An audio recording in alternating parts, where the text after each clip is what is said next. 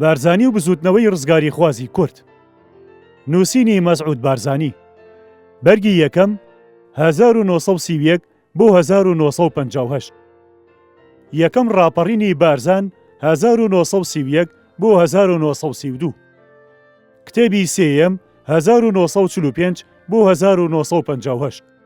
شۆڕشی بارزان 1945 بۆ 1950.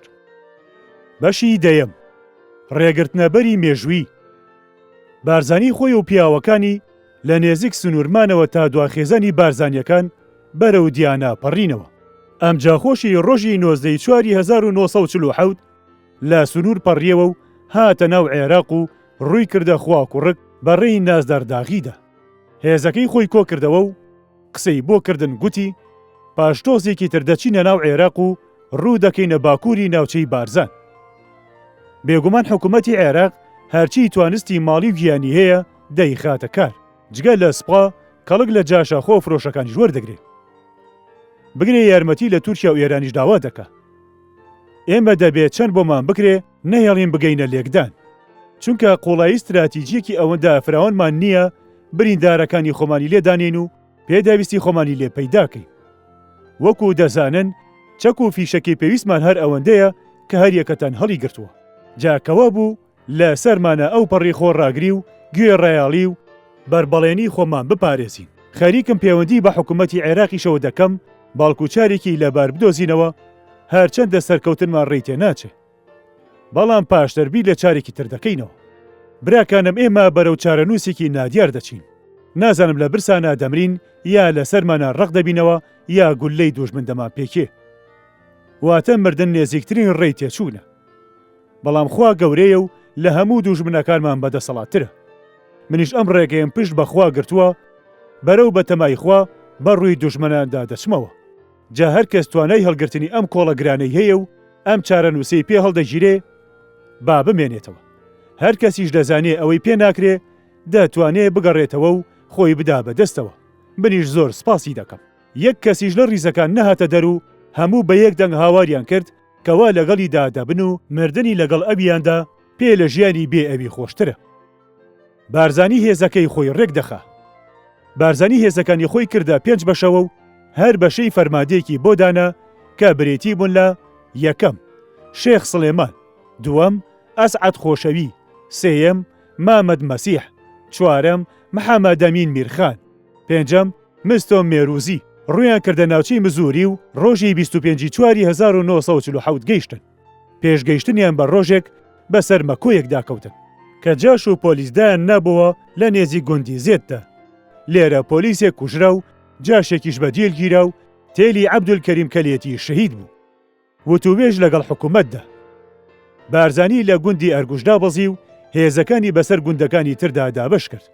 لە وەڵامی پەیوەندیکردنەکەی بە حکوومەتی عێراقەوە لە 23 نیسان معاون عەلی والی بەک لەگەڵ برایم هەسنی وەڵامی حکوومەتیان بۆ هێنایەوە کە دەڵێ حکوومەت ڕازیە بارزانی تاخمەکەی بگەڕێنەوە بۆ عێراق، بەڵام بەبێ مەرج و داوە.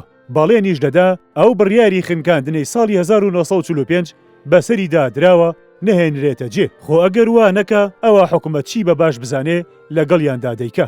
ئەم دوو نێردراوە هەواڵی گەڕانەوەکەیان بۆ بارزانی جێڕایەوە کە شێخ ئەحمەد و خێزانەکان لە دیانە لە مۆڵگەیەکدا خراونەتە ناو تەلبەندێکەوە و پاسەوانی توندی سوپا و پۆلیسیان لەسەر و پۆلیس ڕێنادا هیچ کەس بەبێ پرسی حکوومەت بچێتە ناویان یا بێتە دەرێ. عەلی بەگ نیازی حکوومەتی باس کرد کە خۆی بۆ پەلاماردان ساز دەکا ئەگەر بزانێ بارزانی ناگەڕێتەوە.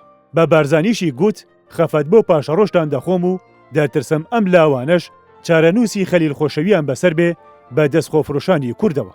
بارزانی وەڵامی دایەوە با پشتیوانی خوا تا یەکێک لەم لاوانە دێتە کوشتن دەبێ هەزاران خۆفرۆش بتۆپن. عەلی بەگ وەڵامی بارزانی بردەوە کە دەڵێ بەبێ مەرج و داوا نایەتەوە و چه جار خۆی نادا بەدەستەوە. لەناو ئەو کاغەزەدا کە بارزانی هەڵی گورتون ئەم نامەیەم دۆزیەوە.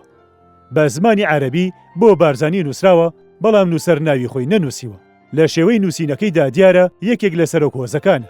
ئەمەش دەقی نامەکەی پاش سڵاو و ڕێز هەموو ئاغا کوردەکان لە جێیەکدا بنیشن، تۆش و هەموو ئەوانی لەگەڵتدان خۆتان دەدەنە دەست یەکێ لەو ئاغا کوردانەی باوەڕت پێیانە. ئەوان لەگەڵتدا دێنە لای حکوومەت و دەڵێن ئێمە هەموو لەگەڵ مەلا مستەفا بارزانی داین. ئەگەر دەتانەوێت ئەو سزا بدەن ئێمەش لەگەڵیدا سزا بدەن. وەکو دەڵێن هیچت لێ ناکرێ تەنیا بۆ ماوەیەکی کەم دوور دەخرێەوە و هیچی تر. ئەمە بە قسەی سەعید ئاغا کە تازە لە بەغدا هاتووەتەوە و چاوی بە عەرەب و ئەوانی تر کەوتووە.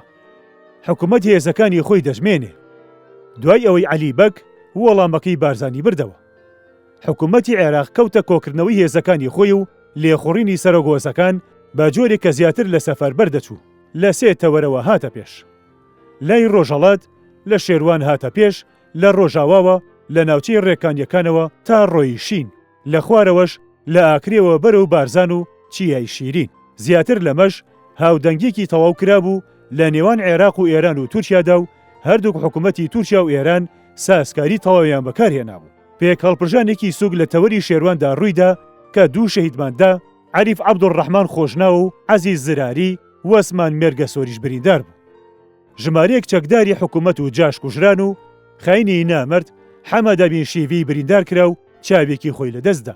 حکوومەت بڕیاری لەسەر شێخ ئەحمەدی بارزان و براکانی محەممەد سەدیق و بابۆ و هەردوو کوڕەکانی محەممەد خالید و جەمال و برازاکانی تری دەرکرد و هەمویانی دام بە دادگەی عورفی لە مۆڵگەی دیانەی گواستنەوە بۆ گرتیگەی هەولێر تا پاشتر بدرێن بە دادگە.